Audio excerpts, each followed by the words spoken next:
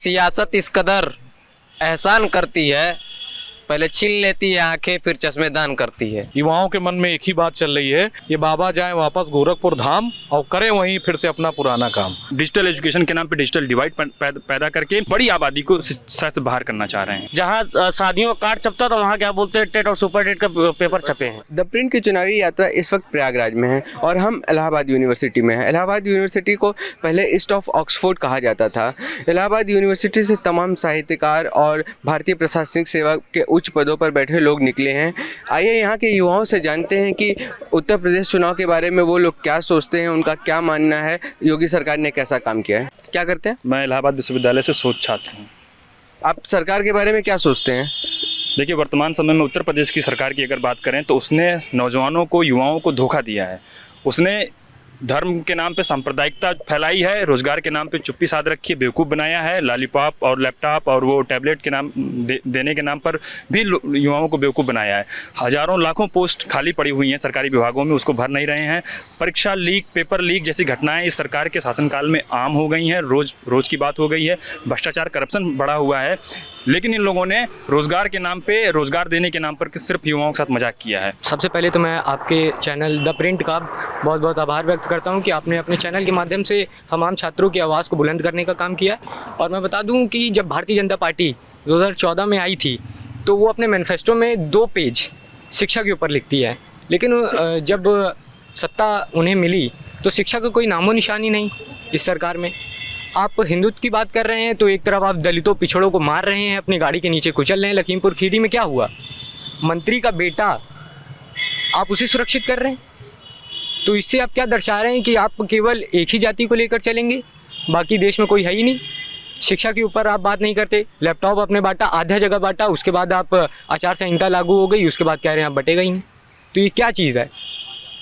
मैं इसी के ऊपर आपको बता देना चाहता हूँ कि उत्तर प्रदेश के जो बाबा हैं उनकी सरकार अब जाने वाली है और माननीय राष्ट्रीय अध्यक्ष अखिलेश यादव जी मुख्यमंत्री बनेंगे और फिर से एक प्रदेश में खुशहाली आएगी। यहाँ बीएससी का छात्र हूँ, 3rd ईयर में हूँ अभी, और मेरा जो मूल निवास है अयोध्या का रहने वाला हूँ मैं। तो वर्तमान सरकार वहाँ भी बीजेपी का था और मैं वहाँ पे बचपन से देख रहा हूँ, वहाँ पे विकास कार्य उतना तेज़ी से नहीं हुआ। पर जब से बीजेपी की सरकार वहाँ पे आई थी तब से वहाँ पे काफ़ी कुछ वहाँ पे डेवलपमेंट हुआ है। उसको स्मार्ट सिटी के अंदर वो भी किया गया है, इंक्लूड किया गया है।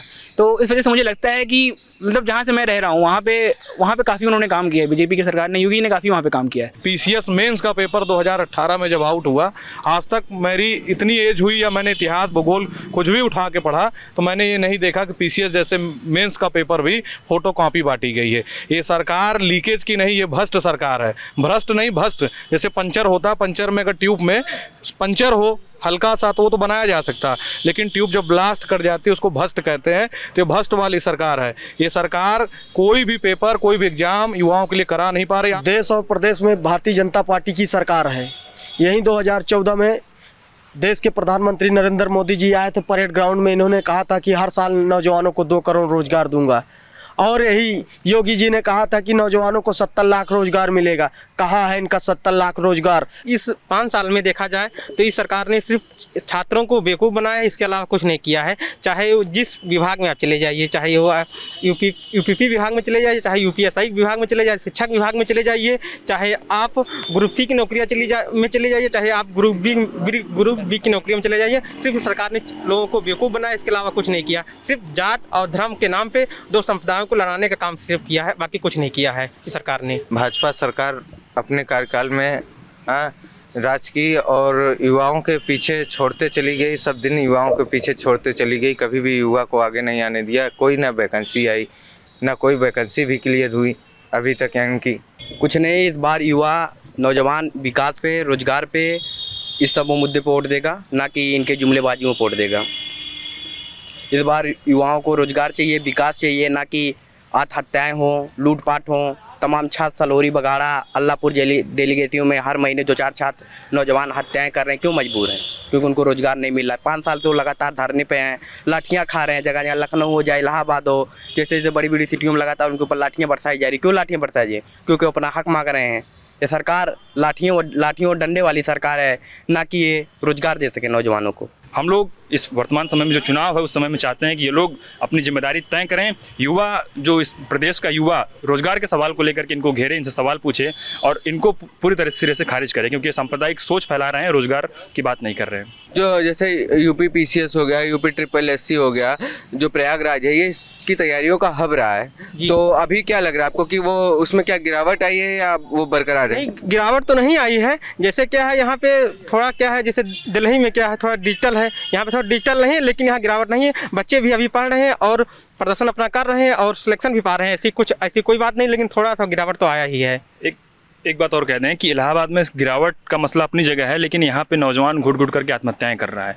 आत्महत्याएं नहीं कर रहा है तो डिप्रेशन फ्रस्ट्रेशन में है और वो मजबूर हो चुका है, उसके सामने कोई ऑप्शन नहीं नजर आ रहा है। परीक्षाएं करा करके 21-21 लाख नौजवानों को प्रदेश में एक जगह से दूसरी जगह तक मोबिलाइज करा करके उनके पैसों को चूज करके परीक्षाओं के पेपर लीक करा करके भर्तियों को रद्द करने का इसने एक परंपरा चला रखी है पूरे शासनकाल में। अपने 5 साल की भाजपा की सरकार ने चला रखा है और उसी के पैरेलल युवाओं पे हमला है, शिक्षा से उनको बेदखल किया जा रहा है, नई एजुकेशन पॉलिसी ला करके विश्वविद्यालयों को बंद किया जा रहा है, प्रोफेसरों को पूरी तरीके से उनकी नियुक्ति हो, उनकी अपॉइंटमेंट हो, उसको ख़त्म किया जा रहा है, सीट ख़त्म की जा रही है।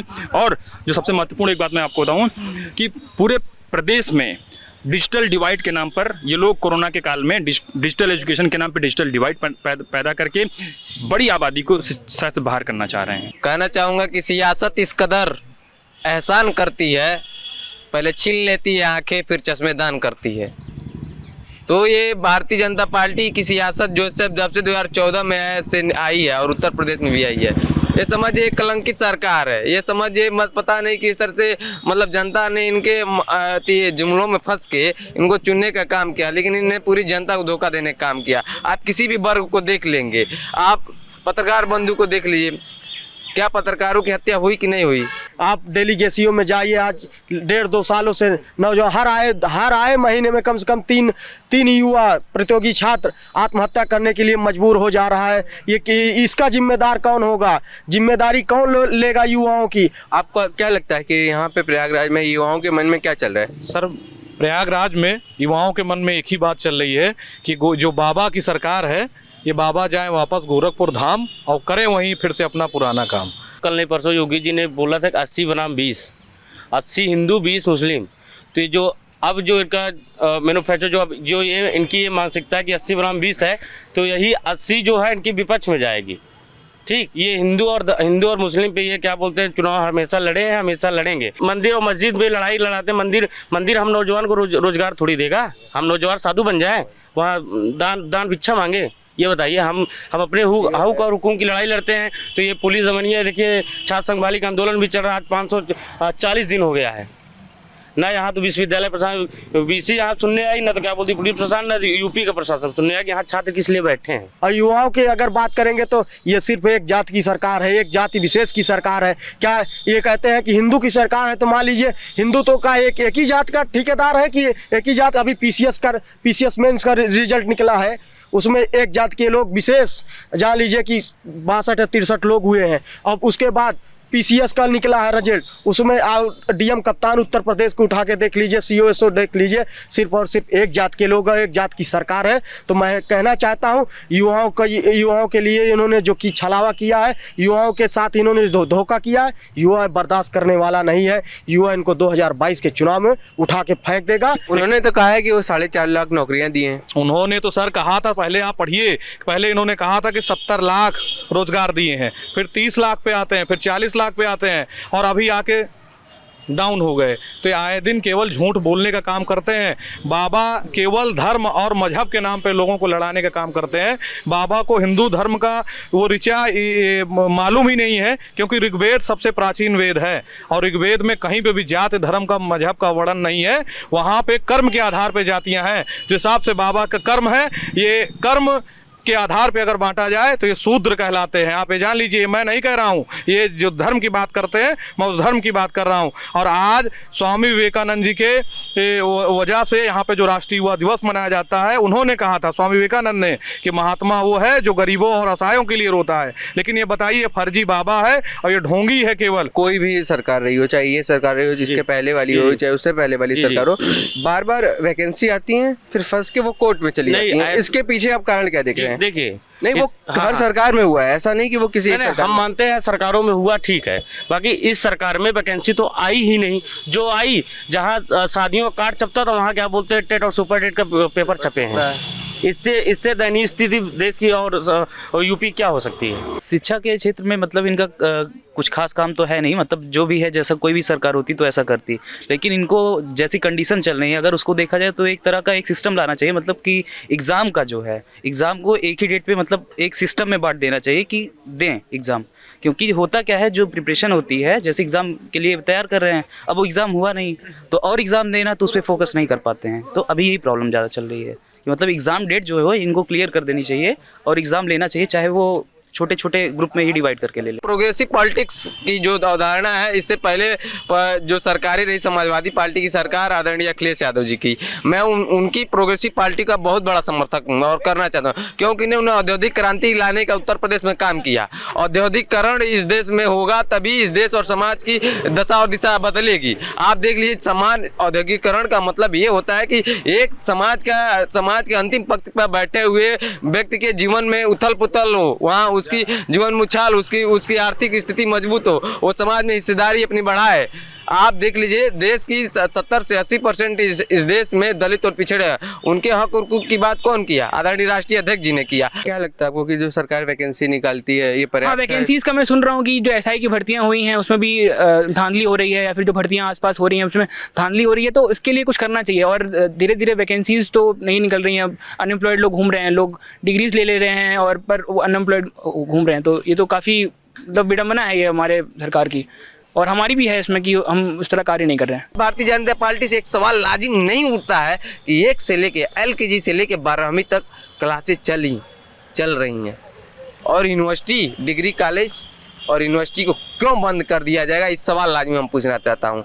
क्यों बंद किया जा रहा है यूनिवर्सिटी और विश्वविद्यालय को? क्योंकि यहाँ विचार जन्म लेते हैं, यहाँ विचारधारा जन्म लेती है, और देश की सत्ता और शासन के खिलाफ मुखर होकर आवाज होने की एक ताकत पैदा होती है।